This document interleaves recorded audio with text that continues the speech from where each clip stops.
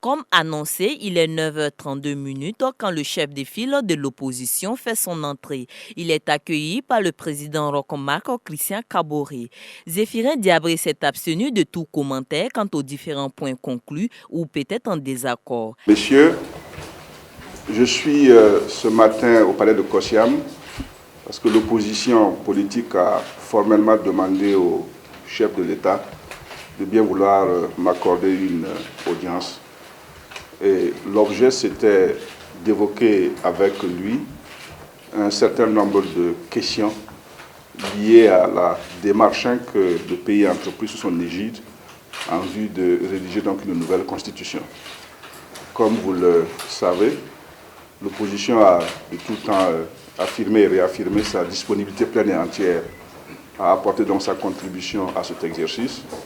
Mais il était opportun que si certains aspects ou questions posaient à notre niveau problème, que l'on puisse avoir une consultation préalable avant que l'on puisse aller donc en avant. C'est donc ce qui s'est passé ce matin. À sa suite, c'est l'ambassadeur sud-africain en fin de mission au Burkina Faso qui est venu dire au revoir au chef de l'État et faire le point de la coopération bilatérale qui existe entre son pays et le Burkina Faso. Le programme de développement économique et social du chef de l'État est alléchant, en croit l'ambassadeur qui promet par ailleurs d'envoyer des investisseurs sud-africains. Indeed, as you might know, we have had formal relations. Comme vous le savez, nous avons des relations officielles depuis 1995, juste après la mise en place de la démocratie en Afrique du Sud. Donc, nous avons eu un accord cadre de coopération générale et les principaux domaines qui étaient couverts sont la défense, la santé, l'agriculture, la transformation alimentaire, en particulier la mangue. Et nous avons déjà des investisseurs sud-africains qui interviennent dans le domaine. Donc nous avons également évalué les questions pendantes et dont nous devons continuer à travailler pour renforcer la coopération à tous les niveaux. Donc nous nous sommes entendus pour la mise en place d'une commission mixte qui nous permettra d'avoir un accord, un cadre juridique pour le renforcement de la coopération entre les deux pays. Le Burkina Faso aura bientôt une usine de filature à Bobo-Dioulasso. C'est le message que la délégation turco-allemande est venue apporter au président du Faso. Le projet se fera en 3 étapes. D'abord la transformation du coton en fil, puis du fil en tissu et du tissu en vêtements, ce qui devrait générer plus de 1200 emplois. C'est un partenariat entre la Turquie et l'Allemagne qui décide d'investir dans le domaine de la filature au Burkina. Ça fait une semaine que nous sommes là et nous demain. Alors ce sera une usine qui va donner de la valeur ajoutée au pays. Une usine qui aura un capital de 70 millions de dollars, qui va créer une aide de 1200 personnes. Précisons par ailleurs que l'usine en question devrait produire une énergie de 10 MW au profit des populations, ce qui devrait soulager la Sonabel.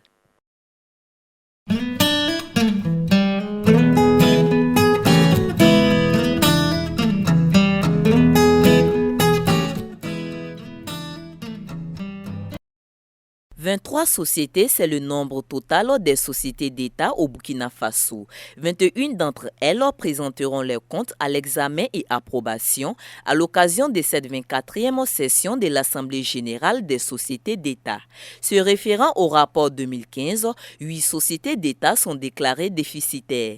Le chiffre d'affaires des sociétés d'État burkinabé a reculé de 0,95% entre 2014 et 2015 en valeur absolue. Cependant, en valeur ajoutée, le chiffre d'affaires a connu un accroissement de 31% contre 23% en 2014, ce qui fait un résultat net bénéficiaire de 82,452 milliards de francs CFA. De manière générale, les résultats sont bons. Sur 21 sociétés, je crois qu'il y en a 8 qui ont un résultat déficitaire cette année, alors que l'année dernière, il y en avait 6. Mais quand on regarde la contribution des sociétés d'État à ce qu'on appelle la formation de la valeur ajoutée, vous savez que pour calculer les richesses du pays, on fait ce qu'on appelle la somme des valeurs ajoutées. Et on voit que la valeur ajoutée a augmenté de 31%, ce qui est une bonne chose. Donc même si le nombre de sociétés qui sont déficitaires a augmenté de 2 unités, puisqu'on est passé de 6 à 8, de manière générale, la contribution de l'ensemble de ces sociétés d'État à la richesse nationale a progressé de 31%, ce qui est une bonne performance. L'ensemble des sociétés d'État ont pu contribuer au budget national à hauteur de 195,895 milliards de francs CFA. Un appui provenant principalement de 3 sociétés, dont la Sonabi, la Sonabel et la Lonabé. Les résolutions qui avaient été prises lors de la précédente Assemblée générale ont été globalement mises en œuvre, ce qui permet aux sociétés d'État de remplir leurs missions. C'est d'abord des missions de service public. Vous savez, les sociétés d'État ont pour rôle de remplir d'abord des missions de service public.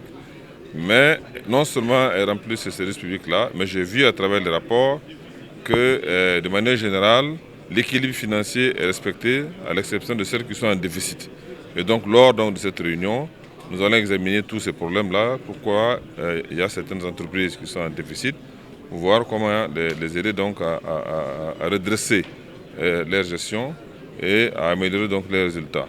L'élaboration d'une cartographie des risques par chaque société d'État, la prise en compte de la spécificité des sociétés d'État dans les procédures de passation des marchés, l'obtention de portefeuilles de projets conséquents pour la pérennité des activités de maîtrise d'ouvrage délégués publics et la mise en œuvre du code de bonnes pratiques de gouvernance sont les différentes recommandations du chef du gouvernement aux différents acteurs qui prennent part à cette assemblée afin de faire des sociétés d'État un maillon essentiel des réalisations des objectifs du plan national de développement économique et social.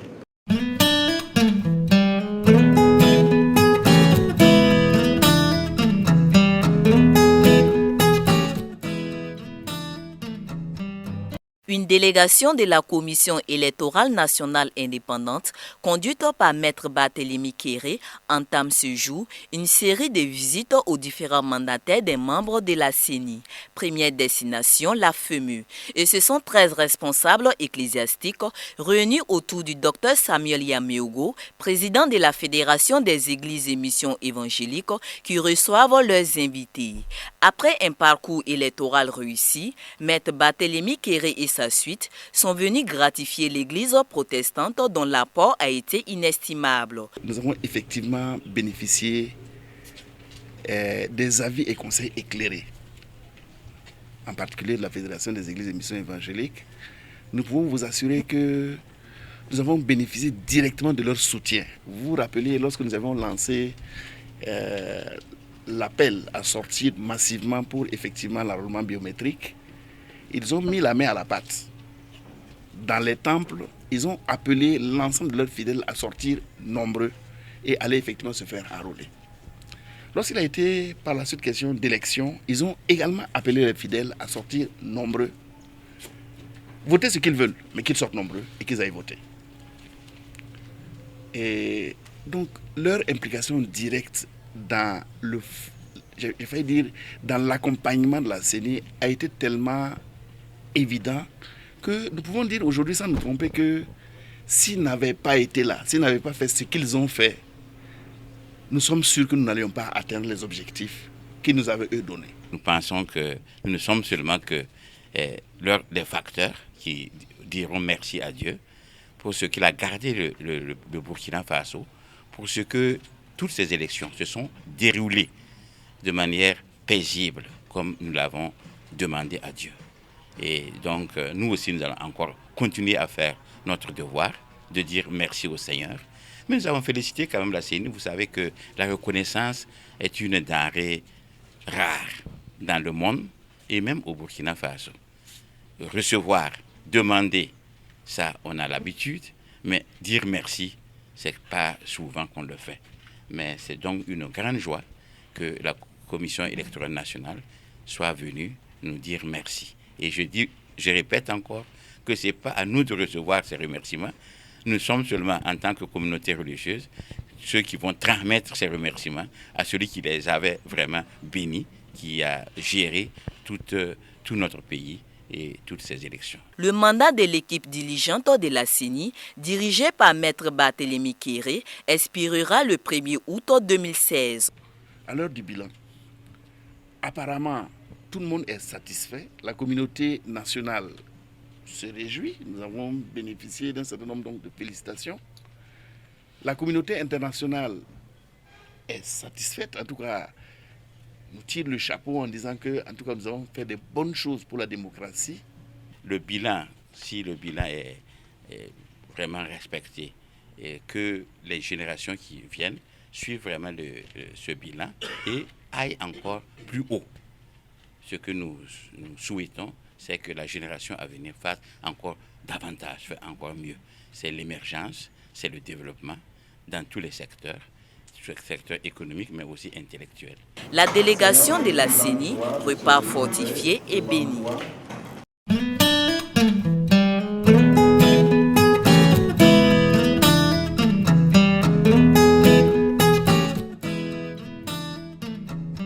Dans un peu plus d'un mois, les membres de la Commission électorale nationale indépendante seront en fin de mandat. Ils y auront consacré 5 ans de leur vie à accompagner le processus démocratique du Burkina Faso. Sous la houlette de cette commission, le pays des hommes intègres a connu 4 élections d'une importance capitale. Les élections présidentielles de 2010, celles des municipales couplées aux législatives de 2012. En 2015, l'équipe de Maître Barthélémy Kéré a eu la lourde responsabilité de remettre le Burkina Faso post-insurrectionnel dans le concert des nations démocratiques à travers des élections présidentielles couplées aux législatives dont les résultats ont été acceptés de tous. En mars 2016, elle permettait aux Burkinabés de choisir dans les urnes leurs élus locaux. Loin de s'enorgueillir, les commissaires de la CENI ont entrepris de dire merci à des personnalités physiques et morales, au nombre desquelles le chef suprême des Mossé.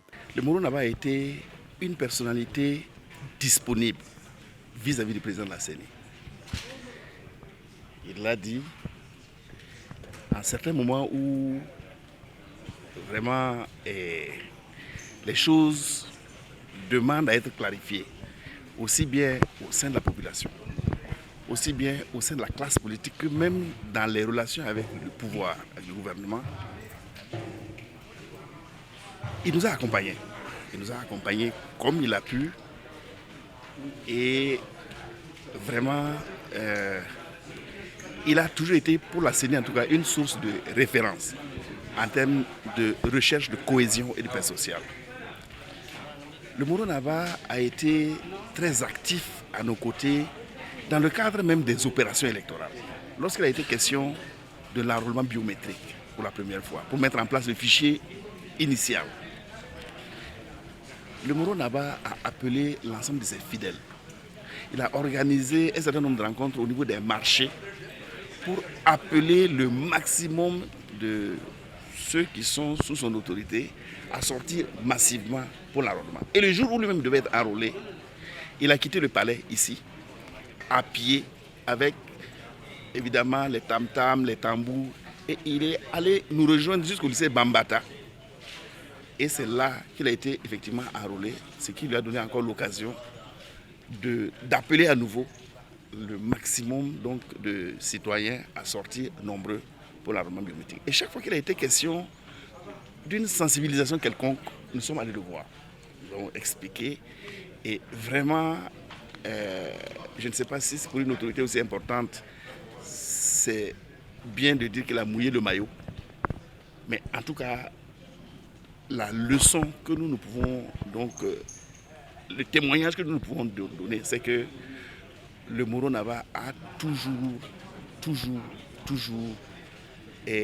marqué sa présence. Il a toujours agi, tant qu'il est question effectivement de paix sociale, de recherche de la paix, de recherche de la cohésion, il a toujours été aux côtés de la CENI. Donc il est normal qu'au moment du bilan, au moment où effectivement nous allons quitter bientôt la CENI d'ici le 1er août, il est normal que nous venions dire merci à une personnalité comme ça, pour le travail effectivement qu'ils ont eu à faire, pour les bénédictions qu'ils nous ont prodiguées et puis pour tout l'accompagnement dont nous avons été l'objet.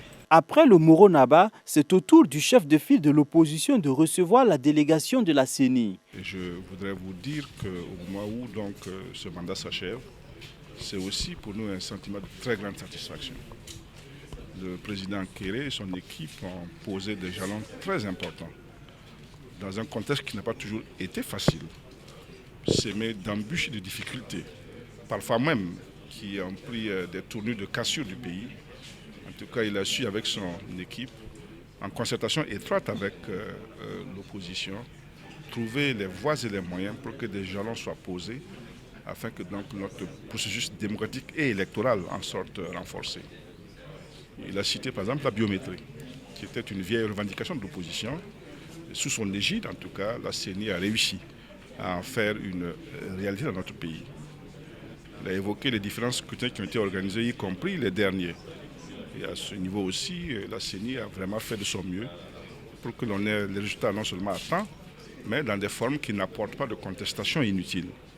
Et quand on sait et qu'on voit ce qui se passe ou s'est passé dans d'autres pays au sortir d'élections de cette nature-là, on peut mesurer en tout cas l'importance de la contribution donc, de la CENI. Il y a beaucoup d'éléments à capitaliser sur cette expérience-là.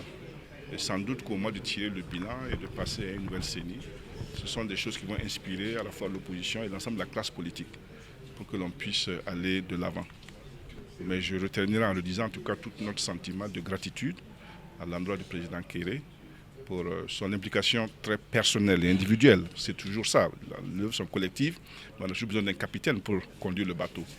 Il a été donc le capitaine qui a permis à la tête de son équipe-là, et en concertation avec nous tous, d'avoir ces différents résultats-là. Il y a un héritage qui est là, qu'il appartiendra maintenant à nous tous donc, de pouvoir faire fructifier pour franchir d'autres étapes qualitativement supérieures dans la consolidation de la démocratie et des processus électoraux dans le pays. Au moment où nous sommes en train de faire le bilan pour pouvoir nous retirer effectivement de la CENI, nous devons par honnêteté intellectuelle venir dire merci à l'opposition pour déjà cette concertation et puis cet acquis important qu'est la biométrie à laquelle ils ont vraiment apporté une contribution exceptionnelle. Mais au-delà de la biométrie, dans la gestion du processus électoral pour toutes les opérations, nous avons toujours eu le concours, notamment du chef de file de l'opposition, qui a régulièrement appelé effectivement à la mobilisation d'ensemble, qui nous a appuyés dans la communication institutionnelle pour que les taux de participation aux différents scrutins puissent être effectivement élevés. On a organisé quand même pendant ces 5 ans 5 scrutins. C'est pas rien. En attendant la validation de leur bilan les 28 et 29 juin prochains au cours d'un atelier, c'est un sentiment du devoir bien accompli qui anime les membres de la commission.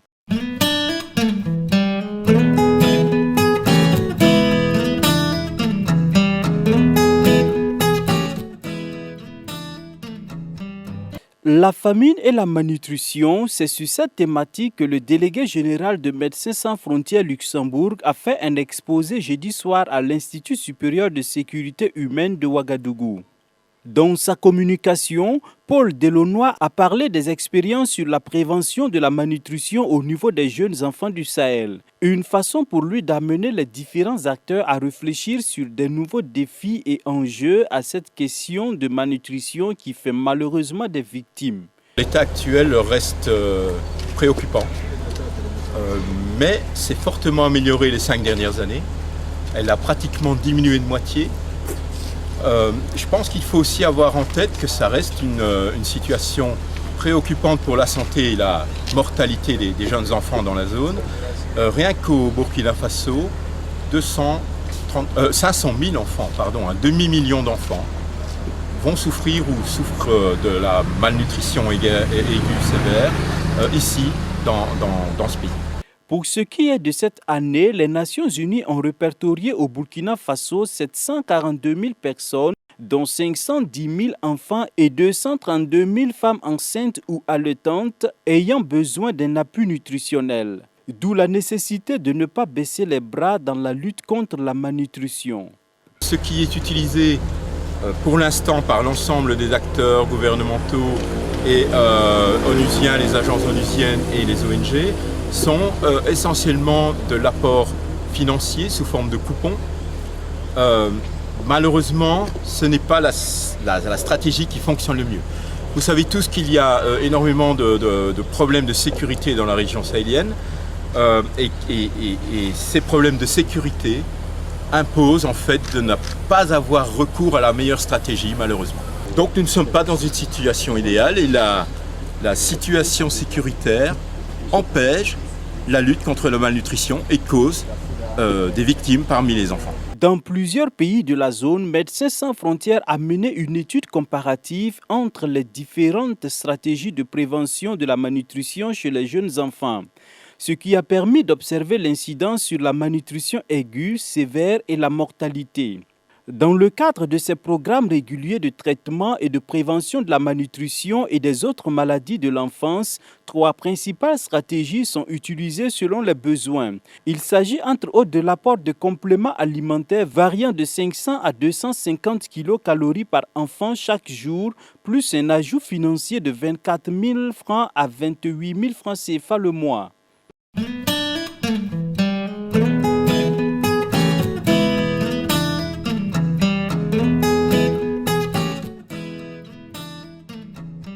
Le boom minier au Burkina Faso a souvent généré des conflits entre les populations impactées par l'exploitation minière aux producteurs miniers, d'où la nécessité d'élaborer une étude des dispositions légales dans la résolution des conflits dans ce domaine. Cette étude a été commanditée par le réseau africain des journalistes pour l'intégrité et la transparence. Vous savez que le Burkina Faso connaît un boom minier depuis le début des années 2000. Et malheureusement aussi, nous constatons beaucoup de conflits sur ces sites miniers, ce qui impacte négativement sur les activités aussi bien des sociétés minières que des populations.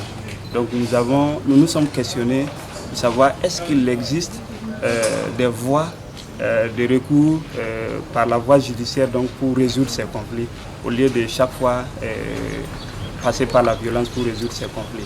Donc c'est pour répondre à cette question que nous avons approché les consultants pour qu'ils puissent réaliser cette étude pour interroger la constitution burkinabé, interroger le code minier, interroger donc les textes et dispositions au niveau sous-régional, au niveau international pour voir comment est-ce qu'on peut résoudre donc pacifiquement les conflits. Les manifestations violentes contre l'implantation de Trogod à Nam-Sigma dans le nord du Burkina Faso en 2015, le saccage de certaines installations de Bissagor par les riverains en 2014, les manifestations à Bana et à Bama contre la société Semafo, bref, c'est partant de ces constatations que le RAJI a commandité cette étude. Alors, il nous a été demandé de jeter un regard sur le dispositif juridique du Burkina Faso pour y ressortir les dispositions qui favorisent le règlement judiciaire des conflits qui peuvent opposer les populations impactées par l'exploitation minière et les promoteurs miniers donc, au niveau de notre pays.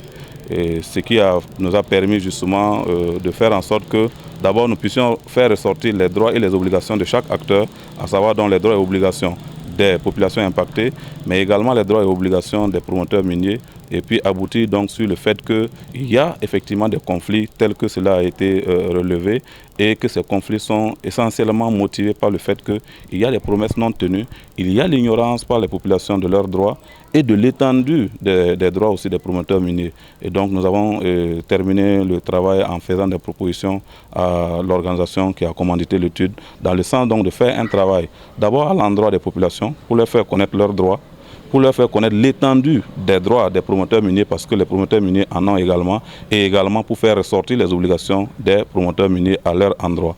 Et bien évidemment, également à l'endroit des promoteurs miniers, pour leur demander de respecter véritablement les promesses qui sont faites dans le cadre donc des études qui sont faites de façon préliminaire à l'exploitation minière. Mais en dernier ressort, c'est l'État qui est responsable donc de l'éclosion de toutes ces crises. Donc nous avons proposé également que l'État soit destinataire d'une campagne de plaidoyer afin que l'État arrive à respecter en tout cas ses engagements à la matière, en matière donc principalement du retour, j'allais dire sur investissement, si on peut le qualifier ainsi, mais toujours est-il qu'en termes donc de répartition des fruits de l'exploitation minière, il faudrait que les populations impactées se rendent compte qu'effectivement, on est en train d'exploiter une ressource dans leur localité et qu'effectivement, ça puisse se ressentir sur leur vécu quotidien. Et là, l'État a un rôle à jouer et nous avons estimé que la création à ce stade donc, du fonds minier ne suffit pas, parce que justement, il y a encore des éléments dans le code minier qui méritent en tout cas d'être relevés, d'être améliorés pour que ça soit en phase avec les préoccupations des populations en matière de développement, en matière d'emploi, en matière de contribution justement au développement local. Après l'adoption de l'étude, le réseau compte organiser la restitution du dit document sur un site minier dans le but de faire connaître la population riveraine ses dispositions légales dans les différentes revendications.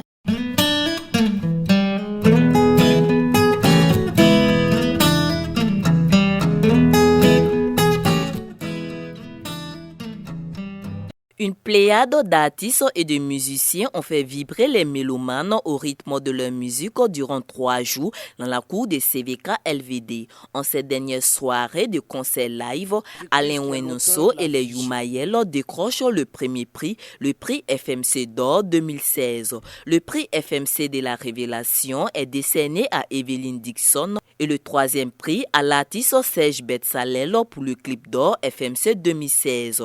Un passionné de la musique disait si la musique n'existait, il fallait la créer, et la concrétisation du festival de la musique chrétienne est une façon pour les promoteurs, à savoir le groupe Azaf de la première église des Assemblées de Dieu de la Padoua par son premier responsable, le pasteur Jacques Compaoré, et CVK LVD par le docteur Ilin Kumbem, de redorer cette musique qui est avant tout d'origine divine. Les gens du monde ont pu récupérer ce qui est divin pour le transformer en profane.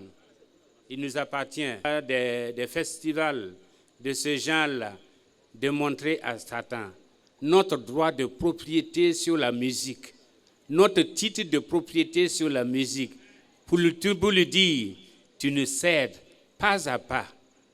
Eh bien, ce qui nous revient, parce que la musique est divine. À la création, eh bien, les cieux ont chanté. Et c'est ce que nous continuons à faire jour après jour. En tout cas, je voudrais simplement dire que Dieu bénisse le festival de musique chrétienne. Cette année, le thème est ceci: la promotion de la musique chrétienne, défis et perspectives. Ce qui veut dire que les défis qui s'imposent actuellement avec notre Dieu, tout est possible à celui qui croit. Et devant les choses à venir, dépend de notre Dieu toujours, parce que le passé est passé. Le présent, nous pouvons saisir ce présent, mais l'avenir, seul Dieu le sait. Et avec lui, nous pouvons saisir l'avenir pour le meilleur de la gloire de notre Seigneur Jésus-Christ. Aucune œuvre humaine n'est parfaite, mais au-delà de tout, le Festival de la musique chrétienne édition 2016 a tenu tout son pari à la grande joie des organisateurs. La FMC 2016 a grandi, bien sûr par rapport à 2015, en maturité. Il y a eu des innovations par rapport, bien sûr, justement à la mise en place d'un jury qui a travaillé à choisir justement des lauréats. Aussi, les artistes ont répondu présents encore à cette FMC. Donc nous disons que ça fait quand même un pas positif dans l'évolution. Pour 2017, nous pensons en tout cas rebeloter avec les prix. Pourquoi pas additionner certains prix pour encore primer beaucoup de musiciens et d'instrumentistes pour la gloire de notre Seigneur Jésus. Nous avons la vision, en tout cas, l'année prochaine, pourquoi pas faire un dîner gala lors de la remise des prix, des trophées. Ça serait vraiment intéressant et que le peuple de Dieu se mobilise pour soutenir ce mouvement. La fête continue jusqu'au 21. Un jamming est par ailleurs prévu le jour de la commémoration à la première église des Assemblées de Dieu de la Padoue pour le bouquet final.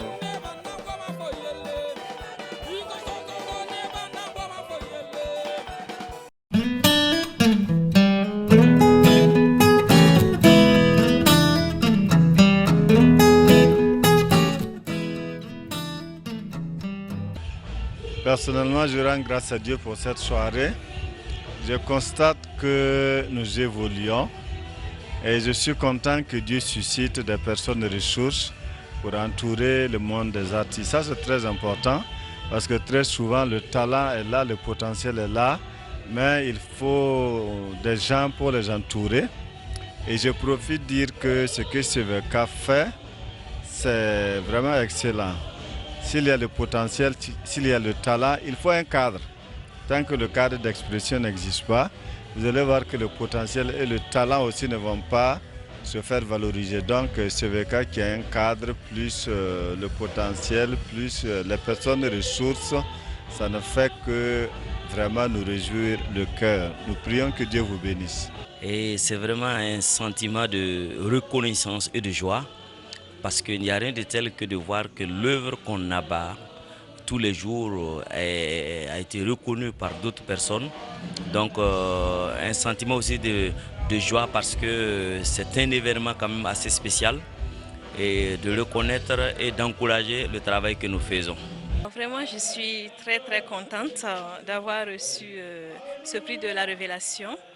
Et je dirais que c'est un prix d'encouragement pour moi à persévérer, surtout à ne pas baisser les bras. C'est une motivation à aller plus loin et je suis très émue, je suis très contente et vraiment que toute la gloire revienne à Dieu. Audeben aussi est là pour soutenir la musique chrétienne et je pense que l'objectif c'est d'encourager l'initiative et de continuer aussi à glorifier le nom de Dieu et le nom de notre Seigneur à travers notre produit et à travers ce que nous savons faire aussi. Je pense que c'est grâce à Dieu que nous sommes là, nous existons et que ce produit existe aussi. Et je pense que non, en fait, nous devrons tout remettre encore à Dieu. Et c'est pour cela que nous acceptons d'accompagner ce festival pour cette initiative. Je suis très contente, même si je n'ai pas eu tous ceux qui ont gagné. C'est comme si c'est moi qui ai eu ça, parce que c'est les artistes qui gagnent ensemble. Et le fait que les œuvres sont reconnues, ce n'est qu'une joie pour nous, une grande joie. Et puis voilà, je peux dire que Dieu a commencé à exaucer à nos vœux. Nous avions vraiment le désir d'avoir un plateau comme ça pour pouvoir nous exprimer et avoir surtout l'accompagnement des hommes de Dieu. S'ils sont à nos côtés, ils vont mieux nous comprendre et ils vont nous aider. Donc nous sommes très contents. Personnellement, je suis content pour ce que le pasteur de la Padoue a fait avec Azaf, CVK, et le pasteur Koumbem. Vraiment, c'est un accompagnement qui nous pousse à aller de l'avant. Pas seulement les prix, mais le fait même qu'il nous encourage, c'est déjà grand. parce que ça nous amène à mieux faire. Tous les groupes qui sont passés ont été excellents. Je rends grâce à Dieu et que vive la FMC. Eh bien, on est très heureux d'avoir participé au Festival de musique chrétienne qui était super intéressant avec des artistes qui étaient extraordinaires. Il faut dire que pour la musique chrétienne, on n'a pas l'habitude de voir toujours ça. Un super beau plateau, un beau podium de super artistes. C'est vraiment félicitations aux organisateurs et bon vent à ce festival. La soirée était vraiment très belle. Personnellement, j'ai été édifiée et je sais que c'est partagé, ce sentiment est partagé par beaucoup. Et je prie que le Seigneur vraiment leur accorde une santé de fer et que cette initiative se pérennise dans le nom de Jésus. Amen.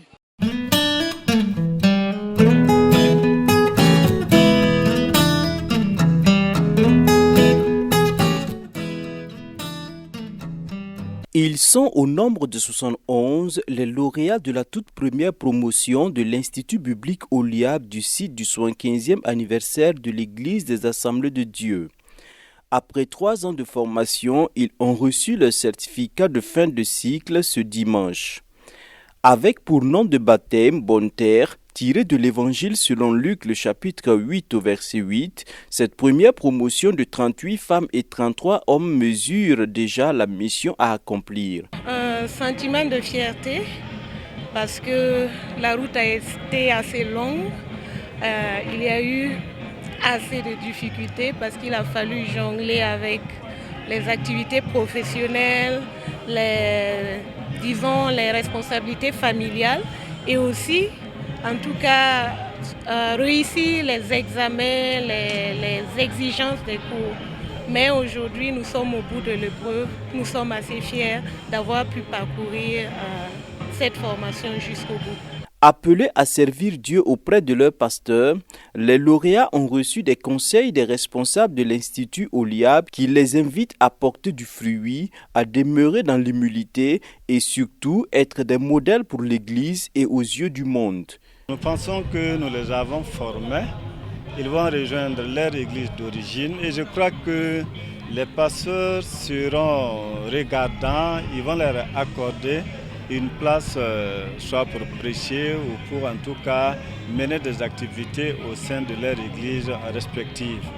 C'est notre vision que les chrétiens soient bien formés pour appuyer l'œuvre de Dieu dans les églises. Durant ces 3 années académiques, ce sont au total 20 modules qui ont été enseignés aux lauréats en langue française et en moré. Convaincus de la qualité de la formation reçue, la promotion Bonne Terre a fait preuve de reconnaissance en honorant leurs enseignants à travers une remise de présents au cours de la cérémonie. Ouverte en 1987, notons que l'Institut biblique Oliab compte 7 centres de formation à Ouagadougou, dont celui du site du 75e anniversaire des Assemblées de Dieu.